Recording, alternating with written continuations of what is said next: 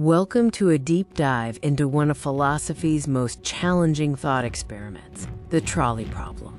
This classic moral dilemma forces us to confront difficult choices about life and death. We begin with the original, classic trolley problem. Imagine you are the conductor of a runaway trolley with failed brakes.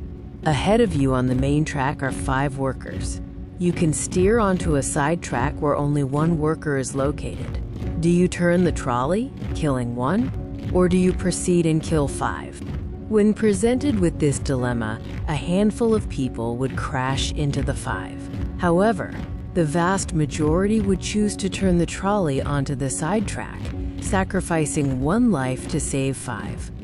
Now we need to investigate the reasons why the majority believes turning is the right thing to do. What is the fundamental principle guiding this tragic choice? The primary reason offered is that it can't be right to kill 5 people when you can only kill 1 person instead. The logic adheres to the utilitarian calculation, minimizing total loss of life.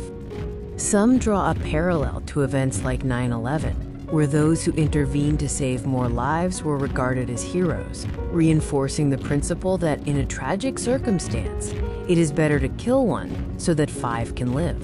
However, not everyone agrees. We must also hear from those who would not turn the trolley, those in the minority. The minority warns that this mentality could potentially justify horrors like genocide or totalitarianism, where saving 1 group is used to rationalize wiping out another. Now, let's consider another variation of the trolley problem, the fat man case, and see if the majority sticks to the principle of sacrificing 1 to save 5. This time, you are an onlooker on a bridge. The runaway trolley is heading for 5 workers. Next to you is a very large man. If you push him over, he will die, but his body will stop the trolley, sparing the 5.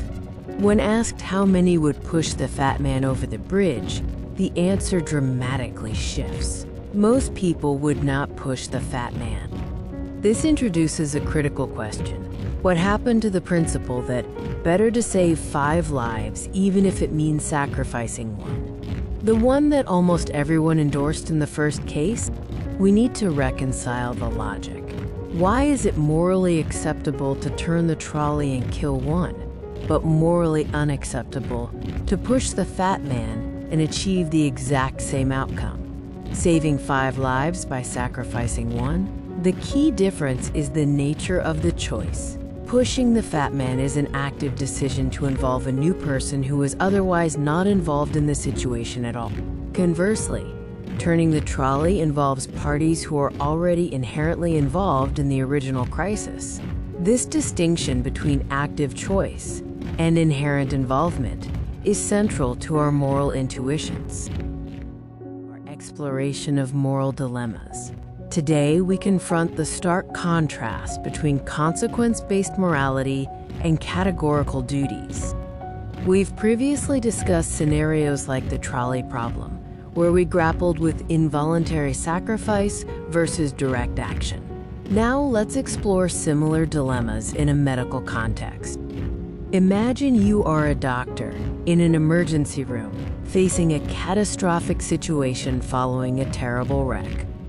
You have 6 patients, 5 with moderate injuries who will survive if treated immediately, and 1 severely injured patient who requires all your attention to survive. The agonizing choice: devote your time to the 1 severely injured patient, allowing the 5 to die, or save the 5, resulting in the death of the 1. Which do you choose? In this scenario, most people would choose to save the 5. The reasoning remains consistent with the trolley case. It's generally accepted that 1 life should be sacrificed to save 5 others. Now let's turn to a different medical dilemma, the transplant surgeon. The stakes are just as high, but the moral landscape shifts. You have 5 patients, each desperately needing a different organ: a heart, a lung, a kidney, a liver, and a pancreas. Without donors, they will all die soon. You realize a healthy person who just came in for a checkup is napping in the next room. Could you take their 5 vital organs to save your 5 dying patients? How many would choose to do this? Suddenly, the overwhelming preference to save 5 over 1 disappears. Why is it acceptable in the ER case, but unthinkable for the transplant surgeon? This highlights a key moral distinction.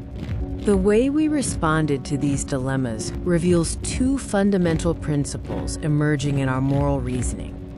The first principle, consequentialism, states that the right action depends entirely on the outcome or consequences. It favors saving 5, even if it means 1 must die, exemplified by utilitarianism. The second principle is categorical moral reasoning, which locates morality in absolute duties and rights, focusing on the intrinsic quality of the act itself, regardless of consequences, as championed by Immanuel Kant. Engaging in philosophy and exploring these moral questions carries inherent risks, both personally and politically. Philosophy estranges us, not by giving new facts, but by inviting a new way of seeing. Once the familiar turns strange, it is never quite the same again. Political philosophy might make you a worse citizen before it makes you a better one, because it's a distancing, sometimes debilitating activity that questions deeply held beliefs. We invite you to reflect on these principles. Are you a consequentialist, focusing on results, or do you adhere to categorical moral duties?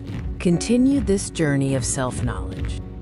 Welcome to a deep dive into one of the most famous ethical dilemmas in legal history, the case of Dudley and Stephens. This case challenges our fundamental understanding of morality, survival, and the law.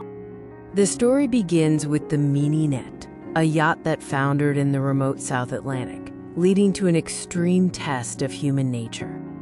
After the shipwreck, the crew escaped to a small lifeboat, adrift on the vast and unforgiving ocean. The crew consisted of Captain Dudley, First Mate Stephens, a sailor named Brooks, and a young 17-year-old cabin boy and orphan, Richard Parker. Survival was instantly jeopardized. They started with only 2 cans of turnips and no fresh water.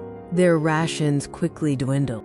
19 days into their ordeal, the men were starving and desperate. The situation was dire, and the lack of water was taking its toll. Tragedy struck when Parker fell gravely ill from drinking seawater. Dudley and Stephens made the horrific decision to kill the boy to ensure the survival of the others. They were rescued just 5 days later.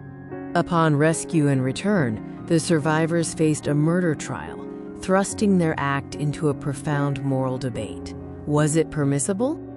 The defense argued from a utilitarian perspective. In a situation so desperate, the calculation favored saving 3 lives, those with families, over the life of 1 orphan. The prosecution countered with a principle of rights. No human situation justifies taking an innocent life. Some rights are fundamental and cannot be overridden by utility.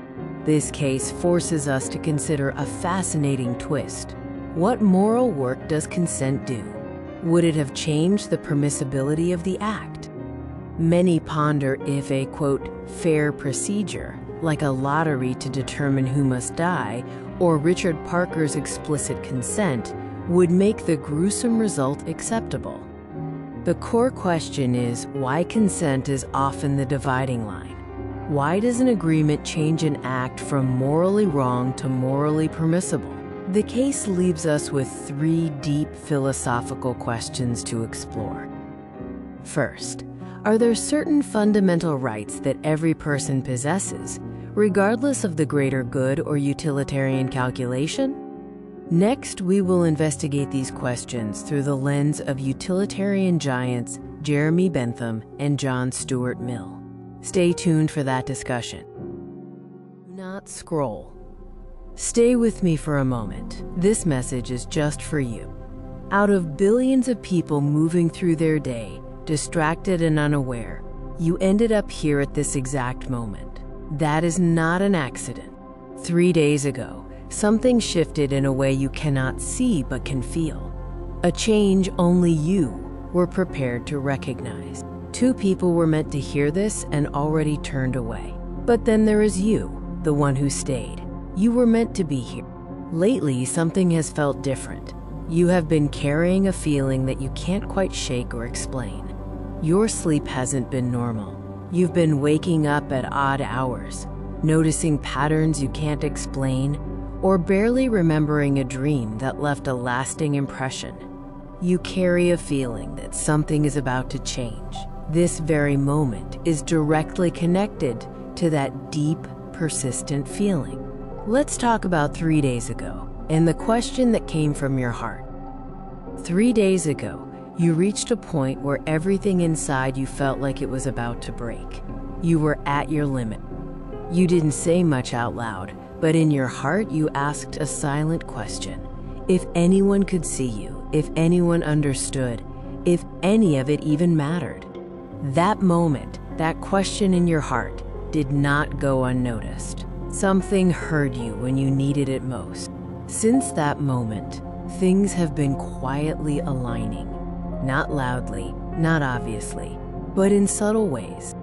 You might have dismissed the signs, a pause where there should have been chaos, or a thought that felt stronger than your doubt.